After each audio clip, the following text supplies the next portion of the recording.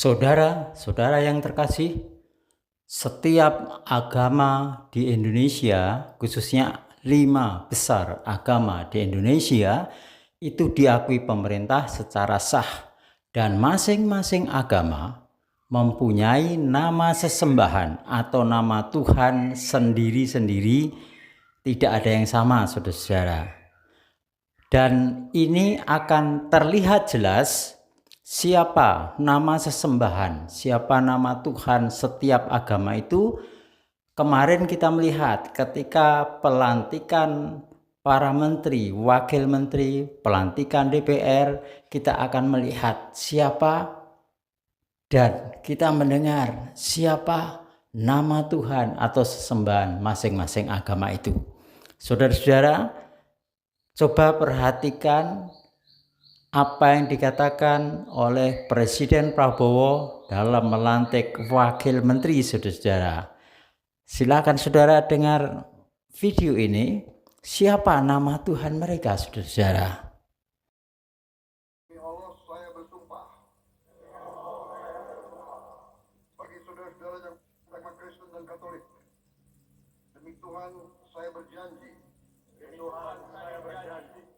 Bagi saudara-saudara yang beragama Hindu, Om Atah Paramawisesa saya bersumpah. Om Atah Paramawisesa saya bersumpah. Selanjutnya, Perhatikan dengan cermat kata-kata sumpah untuk setiap agama. Yang pertama, untuk agama Islam dikatakan, demi Allah saya bersumpah. Kemudian untuk agama Kristen dan Katolik dikatakan, demi Tuhan saya berjanji. Dan untuk yang beragama Hindu dikatakan, Om Atah Paramawiseta. Dan untuk yang beragama Buddha dikatakan, demi Sang Hyang Adi Buddha.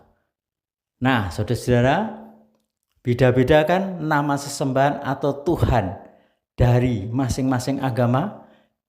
Itulah nama-nama Tuhan sesembahan yang diakui pemerintah secara sah untuk masing-masing agama. Khusus untuk agama Kristen Katolik, saudara-saudara, dikatakan apa? Ini menarik. Demi nama Tuhan, huruf kapital semua, saya berjanji. Jadi siapa saudara nama Tuhan atau sesembahan orang Kristen Katolik di Indonesia? Namanya yang sah diakui pemerintah adalah Tuhan, huruf besar semua. Sebenarnya saudara-saudara, mau berdebat apa? Ini sah, saudara-saudara. Ini pemerintah yang mengucapkan, demi Tuhan saya berjanji.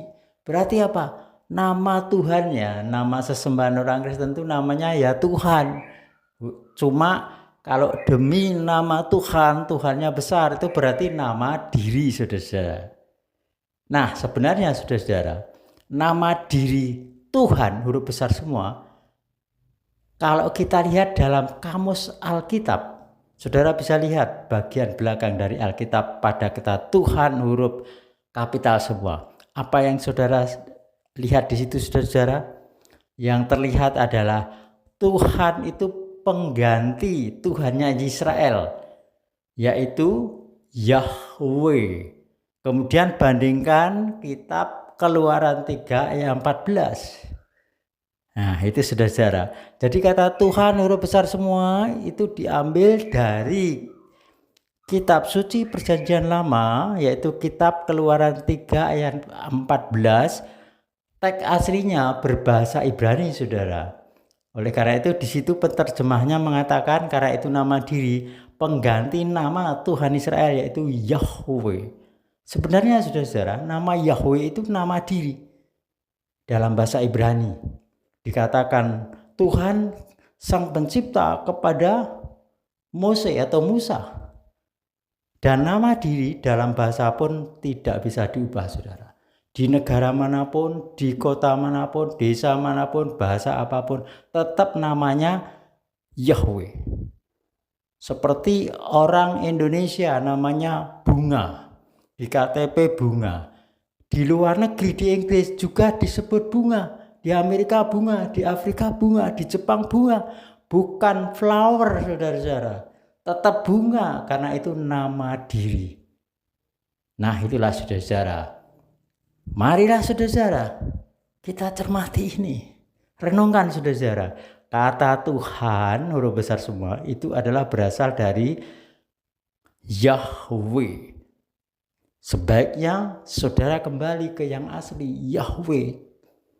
Ya, jadi saudara sekarang jelaskan Tuhannya orang Kristen di Indonesia juga Katolik itu namanya Tuhan.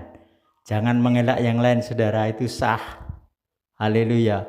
Mari kita selanjutnya kita lihat, saudara. Apakah Tuhan Sang Pencipta benar-benar namanya Yahweh? Kita lihat bukti dokumen di kitab suci. Dalam kitab Semot atau Keluaran 3 ayat 14 dikatakan ketika Tuhan mengutus Musa untuk membebaskan Israel dari Mesir, dia katakan, kalau nanti mereka bertanya, siapa yang mengutus kamu? Tuhan Sang Pencipta yang mengutus Musa mengatakan, katakan, namaku Yahweh. Nama sesembahan Abraham, Ishak, dan Yakub. Selanjutnya saudara-saudara, di dalam kitab Yesaya 42 ayat 8, Tuhan Sang Pencipta juga mengenalkan dirinya, saudara. Di situ dikatakan, aku ini Yahweh, itulah namaku selama-lamanya. Jadi saudara, nama Yahweh itu nama yang kekal, tidak bisa diubah. Karena itu saudara-saudara, sebelum akhir zaman, sebelum masa kasih karunia ini ditutup, mari kita kembali ke nama yang benar. Tinggalkan kata Tuhan dan panggillah nama yang asli, Yahweh. Saudara tadi sudah lihat kamus Alkitab? Saudara kembali ke nama yang asli, Yahweh. Keselamatan, hidup kekal bersama saudara. Sudah jelaskan saudara? Dalam nama Yesus Mesias diberkati saudara. Amin.